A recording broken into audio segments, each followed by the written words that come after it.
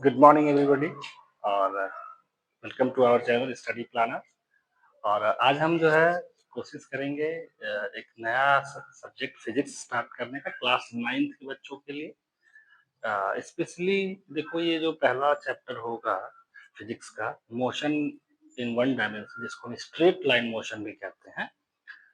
हाँ, वो इस आईसीएससी बोर्ड के लिए भी वही होगा और सीबीएसई के लिए भी वही होगा। तो मैं ये मान के चलता हूँ कि ये जो लेक्चर होगा ये दोनों ही बोर्ड के बच्चों के लिए जो है यूजफुल होगा। ठीक है, और बिना समय बर्बाद किए हम लोग लेक्चर शुरू करते हैं। ठीक है, फिजिक्स का पहला चैप्टर। फिजिक्स चैप्टर या चैप्टर का 1 का डाला जाए हम लोग, motion in one dimension direct बोलता हूँ मैं इसको, motion in straight line, motion in a straight line. ठीक है,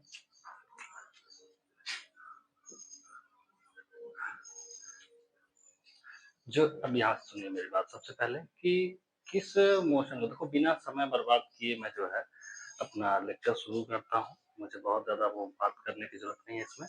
आप सिर्फ ध्यान से इसको समझें और जहाँ ज़रूरी हो, ठीक है, जो पॉइंट आपको लगता है कि ज़रूरी है, मुझे उसका नोट्स बनाना चाहिए, तो आप वहाँ पर वीडियो को पॉज़ करिएगा और उसको लिख लीजिएगा। ठीक है? तो हम फटाफट से शुरुआत करते हैं। मोशन इन स्ट्रेट लाइन मतलब कि इसी मोशन को हम लोग पहले तो नाम जानते हैं कि ये जो मोशन है इसको हम लोग रेक्टिलिनियर मोशन भी कहते हैं। रेक्टिलिनियर मोशन, ठीक है। दूसरा नाम इसका क्या है? पहला नाम तो स्ट्रेट लाइन है, दूसरा नाम रेक्टिलिनियर मोशन, और इसी को कुछ लोग वन डायमेंशनल मोशन भी कहते हैं। One dimensional motion, one dimensional motion, ठीक है। अब बात ये आती है कि अब कैसे हम कैसे समझेंगे कि जो जैसे फिजिक्स है, फिजिक्स क्या है कि नेचर में होने वाले जो भी फिनोमिना है उनके पीछे क्या रीजन है, क्या लॉजिक है, उसको वो बताने का कोशिश करता है। उसको हम फॉर्मूले, इक्वेशंस के थ्रू स्टडी करते हैं, ग्राफ के थ्रू स्टडी करते हैं। तो वो सारी चीजें, ये ग्राफ फॉर्मूले क्या होंगे, अब हम धीरे धीरे आगे बढ़ेंगे इसमें। तो सबसे पहले तो ये समझते हैं कि स्ट्रेट लाइन मोशन होता क्या है। ठीक, तो जैसे मान लीजिए कि हमारे पास कोई कार है, ये कोई कार है, एक रोड है। मैंने रोड का कुछ, बहुत लंबी रोड होगी, मैंने कुछ ही पोर्शन जो है कंसीडर किया है, और ये बिल्कुल सीधी है। ठीक, मतलब एक ही डायरेक्शन में जा रहा है। ठीक, इधर उधर इस तरीके से नहीं कुछ हो रहा है, जिगजैग मोशन नहीं है, या कहीं पर डायरेक्शन नहीं चेंज हो रहा है। होगा उसकी भी बात करेंगे, लेकिन पहले हम समझते हैं कि एकदम बिल्कुल सीधा रोड है। ठीक है, दो हमने कुछ रोड का कुछ पार्ट कंसीडर किया है, ये इस तरीके से गई। और क्या एग्जाम्पल हो सकता है? मान लीजिए ये आपका बिल्डिंग है, ठीक है, ये ग्राउंड लेवल है, ये बिल्डिंग है। मैं बिल्डिंग थोड़ा सा बना देता हूँ अच्छे से, ये विंडो वगैरह है। ठीक, यहाँ पे ये इसका रूफ है बिल्डिंग का। ठीक, यहाँ से हम स्टोन को एक ड्रॉप करते हैं। ठीक है, फ्री फॉल कराते हैं, छोड़ देते हैं। फ्री फॉल मतलब ऐसे ले गए स्टोन को, छत पर से ऐसे छोड़ दिया मैंने। तो ये जो देखो, ये इसी पाथ को फॉलो करता हुआ स्टोन यहाँ नीचे आएगा ग्राउंड तक। ठीक है, तो इस तरीके का ये भी मोशन कैसा हो गया? स्ट्रेट लाइन मोशन हो गया। ठीक, चलो अच्छा, स्ट्रेट लाइन मोशन की बात हो गई, तो हम ये बोल सकते हैं कि जब भी कोई भी पार्टिकल एक सीधे एकदम मोशन कर रहा हो, ठीक है, इधर उधर नहीं जा रहा हो, तो सीधी रेखा को, एक सीधी लाइन को पकड़ के मोशन कर रहा हो, तो ऐसा ही मोशन क्या कहलाता है बच्चे? Straight line motion, rectilinear motion, या motion in one dimensional motion. ठीक है, चलिए अब आगे बढ़ते हैं। अच्छा, इसमें से कुछ नोट करना चाहते हो तो फटाक से नोट कर लो। तो एग्जाम्पल मैंने क्या बताया कि a car moving on a straight road. दूसरा एग्जाम्पल मैंने क्या बताया? स्टोन फॉलिंग, या ऐसा ना लिखो, लिख लो फ्री फॉल ऑफ स्टोन, या मोशन अंडर ग्रेविटी। अब ये क्यों मैंने लिखा? आपको पता होगा कि कोई भी पार्टिकल जब भी हम ऊपर से उसको छोड़ते हैं या नीचे से फेंका जाता है, तो उस पर एक फोर्स लग रहा होता है जिसको हम लोग कहते हैं ग्रेविटेशनल फोर्स। ठीक है, इसका मतलब ये जो मोशन हुआ, ये मोशन अंडर ग्रेविटी हो गया। तो क्या यही तो है फ्री फॉल जो है, नीचे से ऊपर फेंको या ऊपर से नीचे आए कोई पार्टिकल, तो ये मोशन अंडर ग्रेविटी का पार्ट हो गया। तो इस तरीके का जो पाथ फॉलो होगा वो कैसा पाथ होगा? स्ट्रेट लाइन पाथ होगा, और जो मोशन होगा वो कैसा हो जाएगा? स्ट्रेट लाइन मोशन होगा। ठीक है, कुछ नोट करना हो फटाक से इसको नोट कीजिए, वीडियो पॉज करके।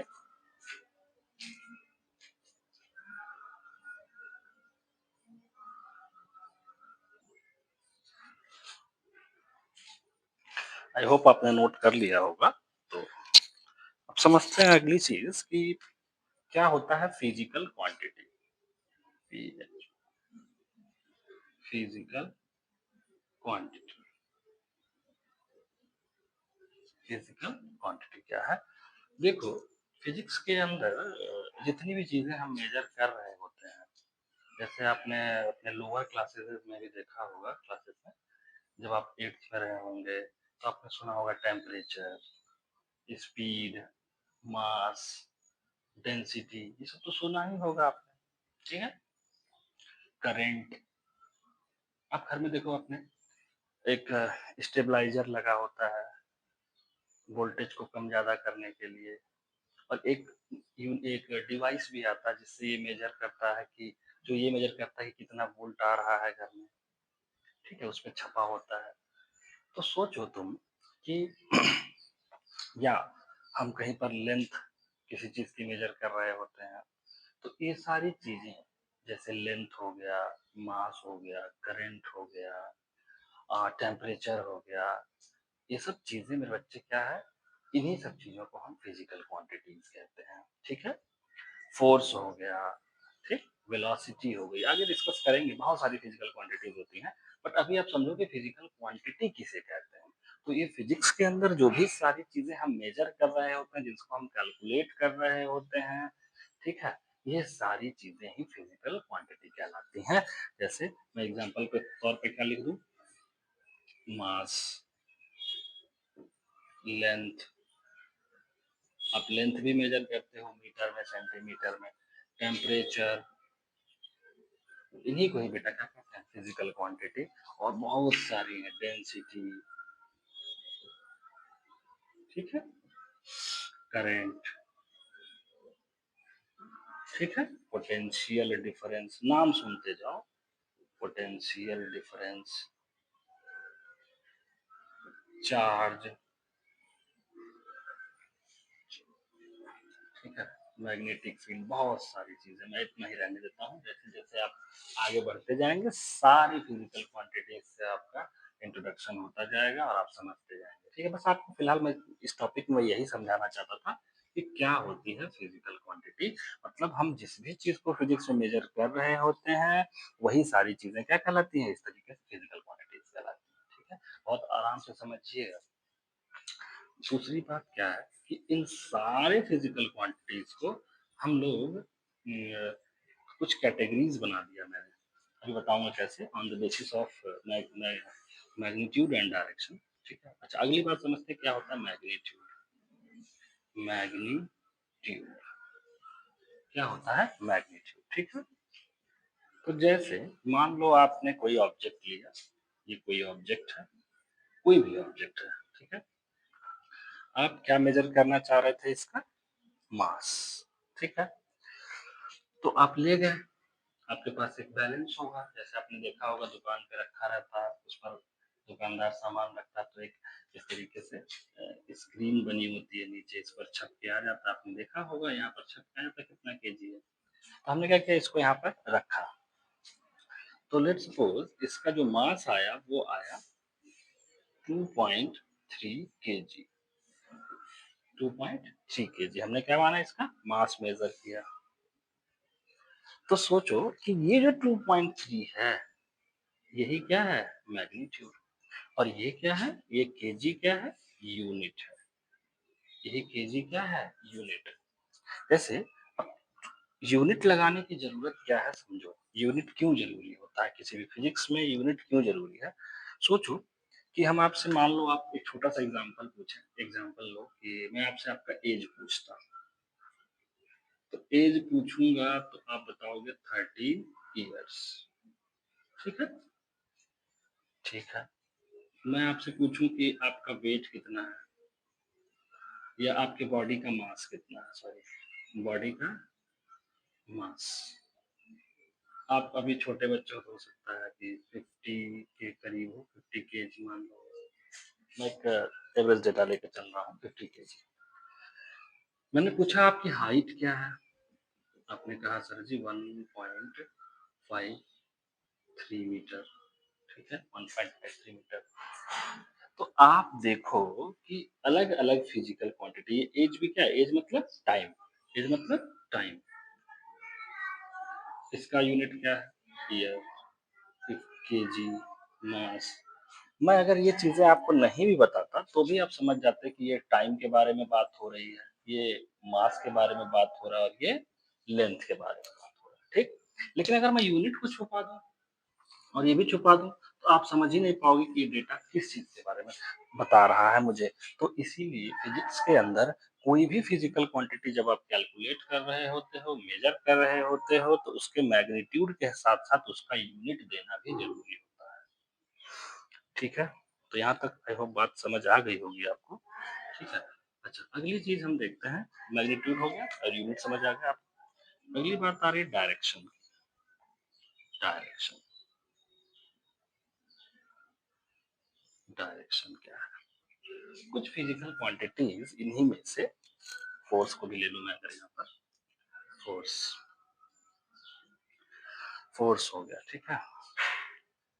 अगर कुछ फिजिकल क्वांटिटी ऐसी होती हैं जिनको रिप्रेजेंट करने के लिए मुझे डायरेक्शन देना पड़ता है कि भाई ये जो फ़ोर्स है, जैसे मान लो फ़ोर्स ही का एग्ज़ाम्पल लेता हूँ। ये आपका कोई स्टोन पड़ा हुआ है, इसको आपको यहाँ से खिसकाना है यहाँ पर, ठीक है? तो आप इधर से ज़ाहिर-सी बात है यहाँ से फ़ोर्स लगाओगे। तो फ़ोर्स लगाओगे तो आप कुछ पर्पज़ के लिए फ़ोर्स लगाओगे इसका। ऐसा तो नहीं है कि गए बस ऐसे ही फ़ोर्स मार लगा रहा है। यहाँ से ऊपर से तो ये आपका ज़मीन पे अगर रखा हुआ है पत्थर, ऊपर से तो फ़ोर्स लगाओगे नहीं कि धँस जाए। अब हो सकता है मान लो। तो क्या इसी फ़ोर्स को लगाने के लिए हमें डायरेक्शन भी सोचना होगा? कि क्योंकि भई जब फ़ोर्स अगर हम लगाएँगे तो हमारा कुछ पर्पज़ होगा। हम कुछ वर्क चाहेंगे, हम कुछ वहाँ से निकालना चाहेंगे। तो उसको एक पर्टिकुलर डायरेक्शन देना ज़रूरी है। तो ऐसे बहुत सारी फिज़िकल क्वांटिटीज़ हैं जिनको इन मैग्नीट्यूड के साथ जैसे मैं कहता कि इस फ़ोर्स का जो वैल्यू है वो मान लो कि 16 न्यूटन का फ़ोर्स है। जाओ इस स्टोन पर 16 न्यूटन का फ़ोर्स लगाओ। तो भाई तुमको ये सोचना होगा ना कि ये फ़ोर्स क्यों लगाना है मुझे? किस वर्क के लिए लगाना है? ऐसे ही तो हमने मास मेजर नहीं किया होगा, कुछ तो यूज़ होगा इसका। उसी तरीके से ये जो फ़ोर्स हम लगा रहे हैं इस पर, वो किस डायरेक्शन में लग रहा है, ठीक है? तो अच्छा और देखो, मान लो ये पहला फ़ोर्स है, इसी स्टोन पे दूसरा फ़ोर्स लग रहा है। क्या? इस डायरेक्शन में। मान लेते हैं वो F2 है, दूसरा फ़ोर्स है और वो है आपका 30 न्यूटन का। अब जब तक ये फ़ोर्स नहीं था F2, क्या ये स्टोन इधर ही जाता? जाता? ध्यान से सोचो। जब तक ये फ़ोर्स F2 नहीं था, ये F1 इसको आराम से इधर खिसकाता, बड़े प्यार से खिसकता जाता, खिसकता जाता। लेकिन जैसे ही F2 आया, क्या ये स्टोन दोनों डायरेक्शन में जाएगा? नहीं तो। क्या ये स्टोन दोनों डायरेक्शन में जाना शुरू कर देगा? नहीं ना। किसी एक ही डायरेक्शन में जाएगा, ठीक है? अब वो किधर जाएगा? तुम ही एक एग्ज़ाम्पल ले लो। क्या करो एक बॉक्स लो, जिसमें वो मतलब तागे से हम कार्डबोर्ड कहते हैं, उसका बॉक्स लो और बॉक्स में 2-3 जगह रस्सी बाँध दो और तुम 3 बच्चे मिल कर के उसको खींचो। तीनों पे अलग-अलग डायरेक्शन में फोर्स लगाओ। तो क्या वो बॉक्स जो है तीनों के डायरेक्शन में मूव करेगा? नहीं, किसी एक ही डायरेक्शन में जाएगा और वो किधर जाएगा? सोचो ज़रा ध्यान से किधर जाएगा? क्या जिधर उन सारे फोर्सेस का कंबाइंड इफेक्ट होगा, ठीक है? जिधर उन सारे फोर्सेस का कंबाइंड इफेक्ट होगा, उधर वो बॉक्स मूव करना शुरू कर देगा। इसका मतलब ध्यान से ज़रा तुम सोचो, कि अलग-अलग डायरेक्शन में फ़ोर्स अगर है, तो वो जो कंबाइंड इफ़ेक्ट होगा, हो सकता है वो किसी और ही डायरेक्शन में ले जाए उस फ़ोर्स को। मैं यहाँ फ़ोर्स का ही एग्ज़ाम्पल दे रहा हूँ, इसमें बहुत सारी फिज़िकल क्वांटिटीज़ हैं। तो इसीलिए कुछ फिज़िकल क्वांटिटीज़ ऐसी होती हैं, जिन्हें रिप्रेज़ेंट करने के लिए डायरेक्शन भी देना ज़रूरी होता है, ठीक है? तो आगे हम एक-एक करके देखते जाएँगे कि इसको कहाँ पर डायरेक्शन की ज़रूरत है और कहाँ पर नहीं है। तो मैंने एक बात आपसे कही कि डायरेक्शन हो गया, मैग्नीट्यूड हो गया।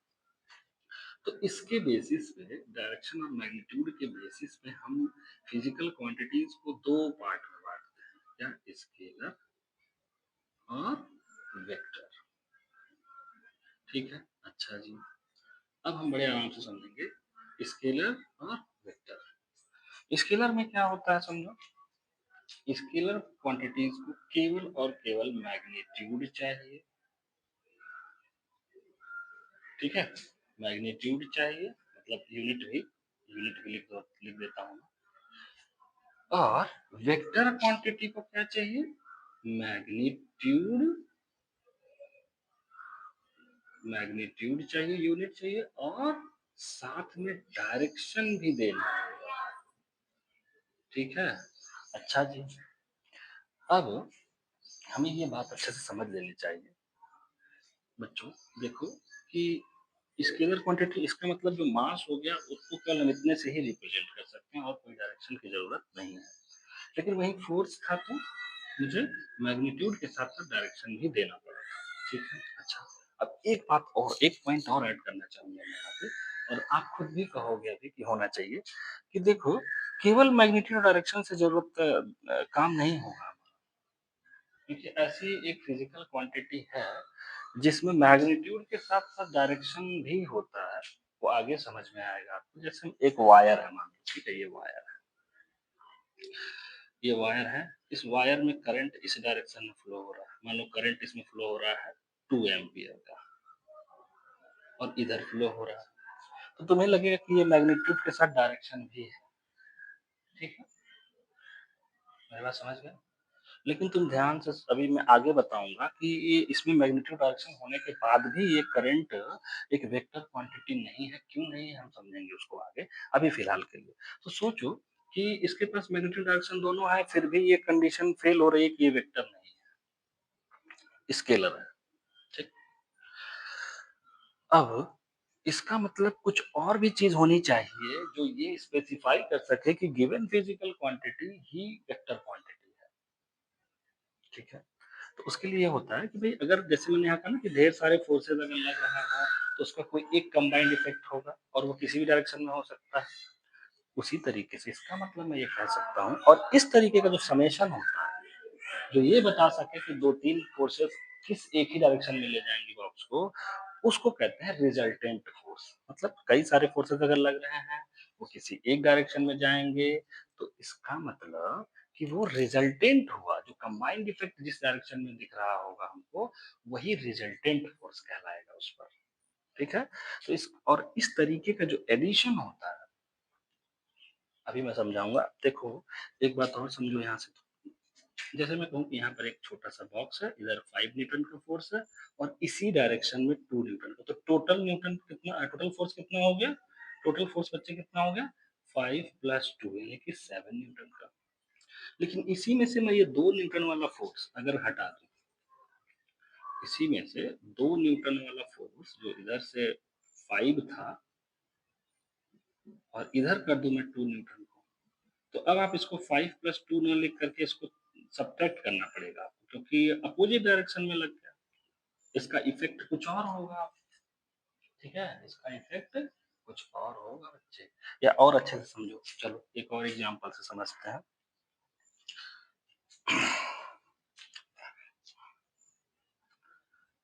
ठीक है, आराम से समझिए, समय देंगे, अच्छी चीजें समझा दूंगा मैं आपको। कहीं फिर भटकने की जरूरत नहीं है आपको, ठीक है? स्किप नहीं करेंगे, आराम आराम से देखिए और लिखते रहिए। बहुत टाइम अभी आप 9th में हो। देखो बेटा, फिर से समझिए। मैं ये कह रहा हूँ कि ये 5 न्यूटन का फोर्स है, और ये 10 न्यूटन का फोर्स है। मैं कहूँगा कि ये किधर जाएगा बॉक्स? आपको साफ-साफ कह रहा है सर जी इधर भागेगा ये, इस डायरेक्शन में जाएगा, ठीक है? चलो, तो टोटल फोर्स कितना आ गया? नेट फोर्स जिसको मैं कहूँगा, नेट फोर्स, इसी नेट फोर्स को मैं एक और नाम दूँगा क्या? जो रिजल्टेंट फोर्स, रिजल्टेंट फोर्स, वो कितना हो जाएगा? दोनों एक ही डायरेक्शन में है, एकदम इसे सिंपली क्या करेंगे? ऐड करके बोल देंगे 50 न्यूटन, ठीक है? ये बात समझ आ गई। लेकिन मैं इस 10 वाले को यहाँ से हटा के इधर लगा देता हूँ, इस 5 वाले के ठीक अपोजिट, इस 5 वाले के ठीक अपोजिट। अब तुम सोचो, ये फोर्स छोटा है, ये फोर्स तो बड़ा है, डायरेक्शन तुमने चेंज कर दिया है, तो क्या अब ये बॉक्स इधर मूव करेगी? इसका मतलब 5 माइनस 10 लगाना होगा और माइनस 5। अब ये माइनस क्या बता रहा है कि जो मूवमेंट अभी इस डायरेक्शन में हो रहा था, मैं कहूँ कि इस डायरेक्शन के मूवमेंट को हम पॉजिटिव लेंगे, मतलब जितना भी दूरी चलता है 1 मीटर दूरी, तो हम +1 लेंगे या +2 लेंगे। इधर होता तो प्लस -1 और -2 मीटर मान लो मैं लेता। ऐसे नंबर लाइन वाला समझ लो, जो तुम 0, 1, 2, -1, -2, समझो ये ब्लॉक अभी 0 पे रखा था, तो अगर इधर जाता तो प्लस बोलेंगे, इधर आता तो नेगेटिव। तो फिजिक्स में ऐसे ही जब आप कैलकुलेट करते हुए जाते हो फार्मूले को लगाने के बाद और आंसर नेगेटिव आता है, इसका मतलब वो फिजिकल क्वांटिटी अपना अपोजिट डायरेक्शन में दिखा रही है इफेक्ट, ठीक है? तो बेटा तुम सोचो कि डायरेक्शन चेंज होते हुए तुमने यहाँ साइन भी चेंज कर दिया, ठीक है? चलो, यहाँ तो आसान था कि तुमने प्लस माइनस कर दिया, लेकिन इसी 10 को कोई और इधर कर देता, तब और दिक्कत होती तुम्हारे लिए। मतलब ऐसा नहीं है कि दोनों कंबाइंड नहीं होंगे, हो सकते हैं, इनको जोड़ा जा सकता है, इनको ऐड किया जा सकता है, लेकिन एक रूल होता है जिसको हम कहते हैं vector addition, vector addition, vector addition law, ये फॉलो करेगा फिर यहाँ पे। इसका मतलब एक वेक्टर क्वांटिटी होने के लिए जो है उसके पास मैग्नीट्यूड डायरेक्शन के साथ साथ वो physical quantity vector addition law को फॉलो करनी चाहिए, तब जा करके हम उस फिजिकल क्वांटिटी को वेक्टर क्वांटिटी कहेंगे, ठीक है? इसका मतलब करंट जो हुआ वो स्केलर में होगा, ये आप याद रखेंगे, क्यों वो आगे हम समझेंगे, ठीक है? करंट जो होता है जिसको हम आई से दिखाते हैं, इलेक्ट्रिक करंट, इलेक्ट्रिक करंट कैसी क्वांटिटी है? स्केलर में, और इसमें क्या हो सकता है? फोर्स, मोमेंटम, ठीक है? फोर्स, मोमेंटम और इलेक्ट्रिक फील्ड, क्या होती हैं चीजें आगे देखेंगे, बट अभी सुन लो, मैग्नेटिक फील्ड, ठीक है बच्चे? तो ये सारी चीजें हैं। कुछ नोट करना हो तो वीडियो पॉज करके अपने लैंग्वेज में नोट्स बनाइए, ठीक है? किसी का नोट्स देखने की जरूरत नहीं है, अपने लैंग्वेज बनाइए, फटाफट से नोट कीजिए।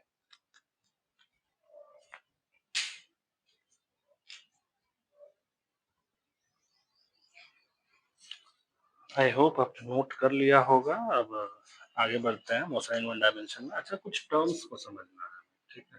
टर्म्स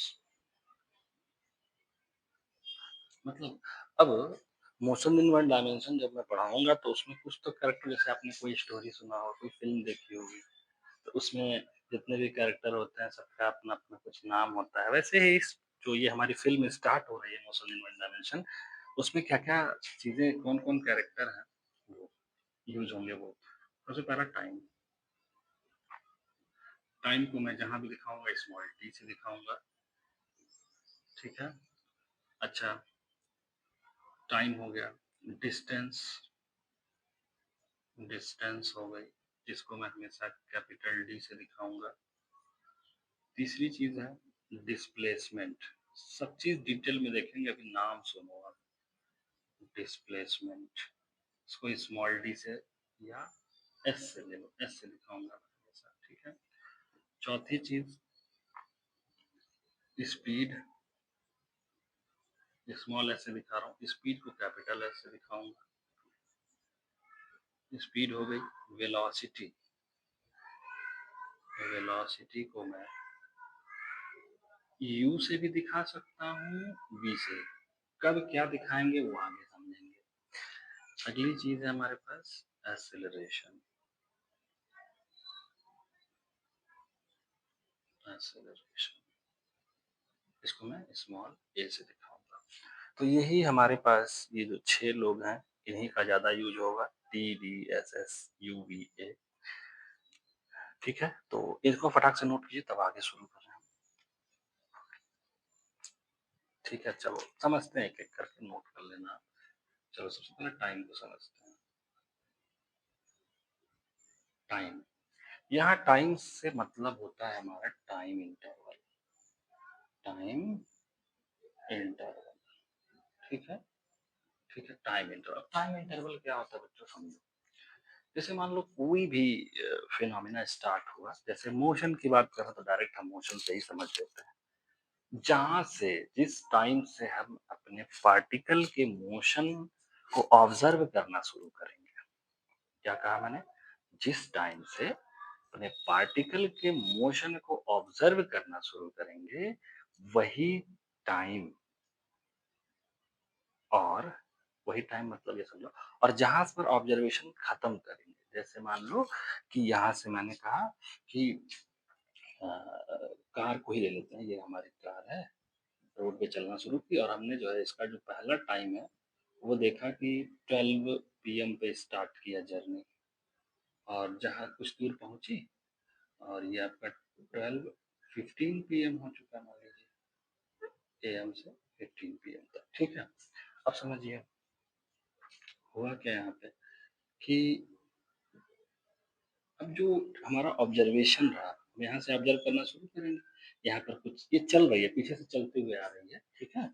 तो यहाँ पर हमने ऑब्जर्वेशन शुरू किया है अपना ए पॉइंट से बी पॉइंट तक, ठीक? तो यहाँ पर कुछ वेलोसिटी रही होगी, कुछ स्पीड रहा होगा, ठीक है? तो इस, जहाँ से ऑब्जर्वेशन स्टार्ट करते हैं और जहाँ पर ऑब्जर्वेशन खत्म करते हैं, उस बीच का जो टाइम होता है, जो गैप है टाइम का, वही क्या है? Time interval.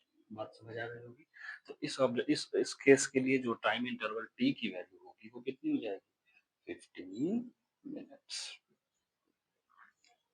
बात समझ आ रही? टाइम इंटरवल क्या हुआ, अच्छे से समझिएगा एक चीज। टाइम इंटरवल क्या है? ये जो टाइम है वो क्या बता रहा है? टाइम इंटरवल कौन सा टाइम इंटरवल, क्या कहते हैं, किसको टाइम इंटरवल कहते हैं? जहां से ऑब्जेक्ट हमारा मोशन स्टार्ट करेगा, और जहां से, सॉरी, जहां से हम ऑब्जर्वेशन स्टार्ट करेंगे और जहां पर ऑब्जर्वेशन खत्म करेंगे, उसका जो टाइम का गैप है, that is called time interval. Okay, तो इस पर्टिकुलर केस के लिए जो हमारा टाइम इंटरवल है, दैट इज 15 मीटर। क्लियर?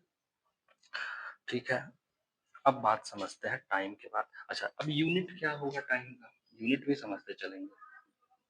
तो यूनिट हमारा कभी कभी आवर्स में भी हो सकता है, मिनट में भी हो सकता है, और सेकेंड्स में भी हो सकता है। ठीक है, तो हमें जो ज्यादातर काम करना होता है वो सेकेंड्स में करना होता है। ठीक है, अभी मैं बताऊंगा क्यों करना होता है। आवर में क्वेश्चन दिया रहेगा, मिनट में दिया रहेगा, तो हम उसको जरूरत पड़ने पे सेकंड में कन्वर्ट करेंगे। और आप सबको पता है भाई, आवर को मिनट में, आवर को सेकंड में कैसे कन्वर्ट करते हैं, मिनट को सेकंड में कैसे कन्वर्ट करते हैं, अगर नहीं पता है तो थोड़ा सा मैं डिस्कस कर देता हूँ कि 1 आवर, मान लो कुछ एक्स आवर है, कुछ भी आवर है, एक्स आवर, इसको सेकंड में बदलना है तो आप इसको बस 3600 से मल्टीप्लाई कर दीजिए एक्स में, तो ये जो भी चीज आवर में है वो सेकंड में आंसर आ जाएगा। और कोई चीज अगर मिनट में, जैसे लेट्स सपोज वाई मिनट है, तो इसको केवल 60 से मल्टीप्लाई कर दीजिए तो 60 वाई हो जाएगा। वाई की वैल्यू कुछ दी होगी, 2 मिनट 3 मिनट, वो 60 से मल्टीप्लाई कर दिया, सेकंड हो जाएगा। ठीक है, जैसे 2 घंटे है तो इसमें कितना हो जाएगा? 7200 सेकंड। ठीक है, 5 मिनट है तो इसमें कितना हो जाएगा? 60 × 5, यानी कि 300 सेकंड हो जाएगा। हाँ ठीक, चलो इतना नोट कर लो, अगर कुछ करना है तो आगे डिस्कस करेंगे अगला टर्म।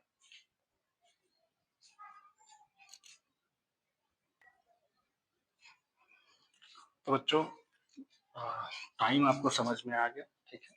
अब बात दूसरा चीज समझते हैं, जो दूसरा पॉइंट है हमारे पास, डिस्टेंस। ठीक है, इसको समझना है अगर, तो बस आप ऐसे समझो कि ये कोई पार्टिकल है, स्ट्रेट लाइन पर मूव कर रहा है, स्ट्रेट लाइन पास पर, ठीक है? अब पाथ हो सकता है ऐसे हो, तो ये जो पाथ की लेंथ है, ये जो पाथ लेंथ है जिस पे मूव किया है पार्टिकल, वही क्या कहलाएगा? डिस्टेंस। ठीक है, क्योंकि स्ट्रेट लाइन है तो हम स्ट्रेट लाइन बात कर रहे हैं। अगर किसी पार्टिकल, जैसे मान लो एक ए है, एक पॉइंट बी है, इस पे जाने के ये भी रास्ता है, ये भी रास्ता है, ये भी रास्ता है। ठीक है, ये है आपका, मान लेते हैं 12 किलोमीटर, सपोज ये 10 किलोमीटर, इस वाले रास्ते से 15 किलोमीटर। तो पाथ हमारे पास पाथ 1, पाथ 2, पाथ 3। तो देखो ए से बी जाने के पार्टिकल के पास 3 पाथ हैं। तीनों पाथ के लिए जो पाथ लेंथ है that is 12 kilometre, 10 kilometre and 15 kilometre. तो इन अलग अलग पाथ के लिए जो डिस्टेंस बनेगा, वो पहले पाथ के लिए डिस्टेंस की वैल्यू कितनी हो जाएगी? 12। दूसरे पाथ के लिए 10, तीसरे पाथ के लिए 15 किलोमीटर। ये हमारे पास डिस्टेंस हो जाएगा। आई होप आपको समझ आ गया। अब बात कर लेते हैं कि यूनिट की। यूनिट तो डिस्टेंस आपको किलोमीटर में भी कभी कभी देगा, आपको मीटर में भी मिल जाएगा। ठीक है, तो आपको ज्यादातर काम करना है मीटर वाले पे। ठीक है, क्यों करना है हम आगे थोड़ा सा समझाएंगे आपको, बट अभी फिलहाल के लिए समझो। ज्यादातर काम अगर किलोमीटर में दिया है तो मीटर में कन्वर्ट कर लेंगे। और आप सबको पता है कि 1 kilometre equal to 1000 metre. It means अगर 2.5 किलोमीटर है तो उसमें 2.5 में 1000 से सिंपली मल्टीप्लाई कर दीजिए, तो 2500 मीटर हो गया। ठीक है, डिस्टेंस के बारे में कुछ नोट करना हो तो क्या है, ये एक्चुअल पाथ लेंथ। तो हम ये बोल पाएंगे कि डिस्टेंस क्या है? Distance is the total path, the length of path travelled by body. Hope आपको समझ में आ गया होगा डिस्टेंस भी। तो अगर कुछ नोट करना चाहते हो तो नोट कीजिए फटाक से, फिर थर्ड पॉइंट पे आते हैं, डिस्प्लेसमेंट पे।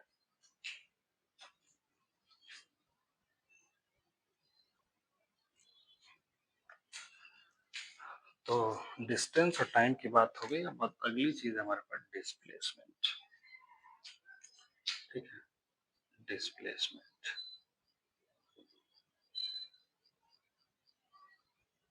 डिस्प्लेसमेंट, ठीक है।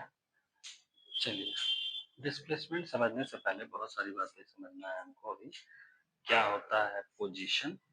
ठीक है, और कितने बच्चे सोच रहे होंगे कि सर ने पोजीशन के बारे में तो बताया ही नहीं, रेस्ट के बारे में नहीं बताया, मोशन के बारे में नहीं बताया।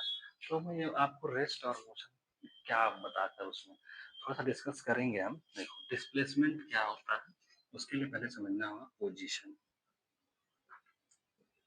पोजीशन, ठीक है, पोजीशन क्या है? देखो कि मान लो ये क्लास है, मैं टॉप व्यू ले रहा हूँ क्लास का, ये सारी बेंचेस लगी हुई हैं, एक तीसरी बेंच यहाँ हो गई, चौथी बेंच, इस तरीके से 2 कॉलम वाइज। और यहाँ पर आपका बोर्ड हो गया, ये यहाँ पर। ठीक है, ये पहला, दूसरा, तीसरा, चौथा, पांचवा। मैं कहता हूँ इस क्लास में ये 10 बेंचेस हैं देखो, और इधर वाले को कॉलम कहता हूँ मैं, कॉलम। और इधर से जो है इनको रो नाम दे रहा हूँ, रो और कॉलम। ठीक है, इसे ऐसे ही बोला भी जाता है क्लास में, जो इस तरीके से बेंचेस हैं ऐसा कॉलम है, और जो इस तरीके से लाइनिंग होती है इनको हम रो कहते हैं। तो देखो अगर कोई बच्चा यहाँ पर बैठा है, और इसको मैं पहला कॉलम कहता हूँ, उसको दूसरा, कोई बच्चा यहाँ पर बैठा है, एक स्टूडेंट, तो इस स्टूडेंट वन की, जो स्टूडेंट वन है उसकी पोजीशन क्या होगी? पोजीशन किसकी? स्टूडेंट वन की। वो किस में है? देखो पहले कॉलम के दूसरे रो में, पहले कॉलम के दूसरे रो में। अच्छा, उसी तरीके से, अच्छा कोई ये नहीं कहा कि पहले रो बताया जाता है फिर कॉलम। मैंने यहाँ पे एक एग्जांपल लिया है आपको बताने के लिए। मान लो कोई बच्चा यहाँ बैठा है तो इसकी पोजीशन क्या हो गई?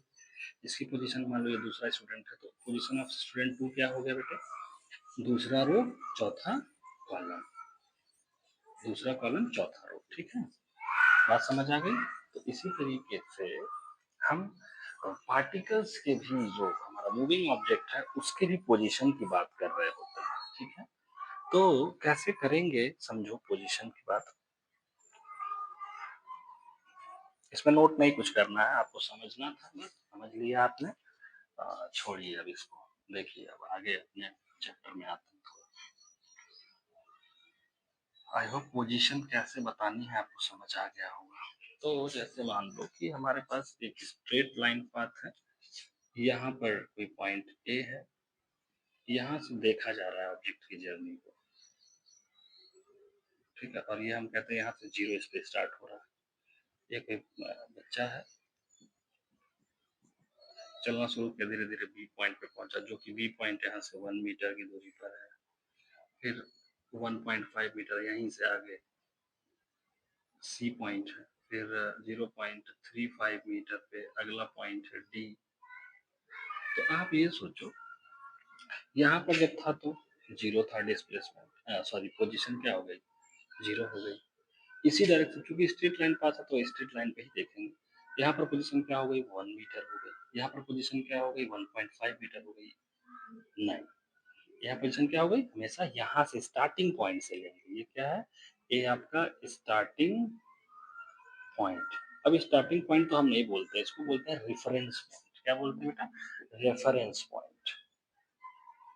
रेफरेंस पॉइंट यहीं से, जहां से हम जर्नी को ऑब्जर्व करेंगे, जिसके रिस्पेक्ट में ऑब्जर्व करेंगे, ठीक है, स्ट्रेट लाइन में। तो ये देखो सी के लिए कितना डिस्टेंस बना टोटल, देखो क्या 2.5 हो गया, 1 ये है, 1.5 ये। अच्छा डी के लिए क्या हो गया टोटल, देखो जरा। डी के लिए जब बच्चा डी पे पहुंच जाएगा तो क्या हो जाएगा, 1 प्लस 1.5 प्लस 0.35 डी5, तो कितना हो जाएगा ये, 2.85 मीटर हो गया।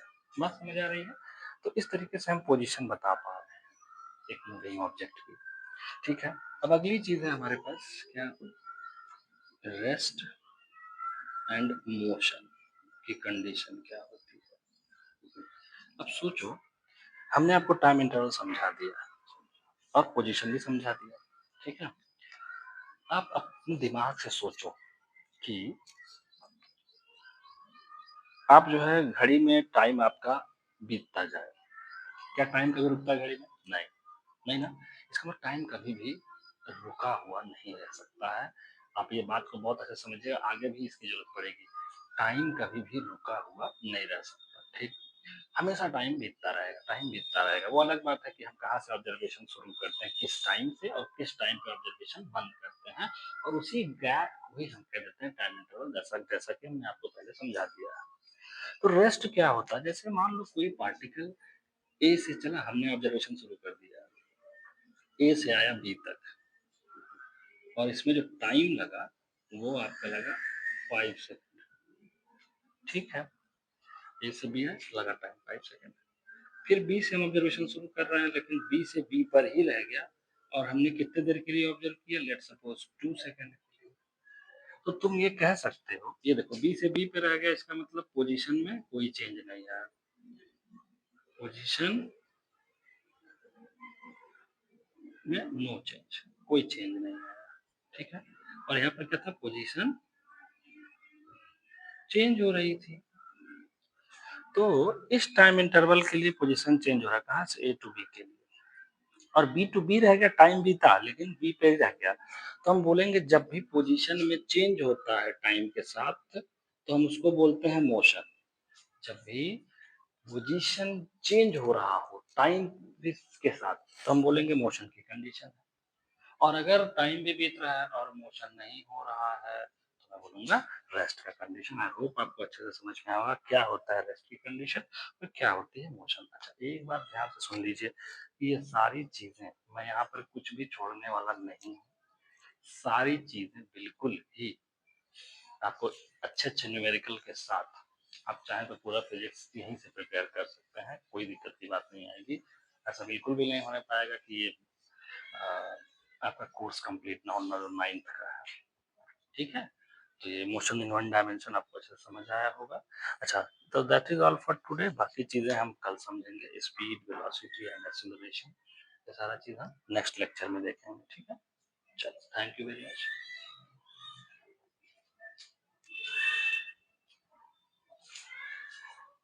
एक बात और, अगर अच्छा लग रहा हो वीडियो तो प्लीज़ इसको शेयर ज़रूर कीजिए। सब्सक्राइब करना आपके हाथ में है, करेंगे तो अच्छी बात है। आपको सारी अपडेट मिलती रहेगी, इस चैप्टर को लेके सारे लेक्चर्स आपको मिलते रहेंगे टाइम टू टाइम। और मैं चाहूँगा सर शेयर ज़रूर कीजिए और लाइक कीजिए, ठीक है? और कमेंट में ज़रूर बताइए कि क्या कुछ और आपको क्या ज़रूरत है, ठीक है? Thank you very much.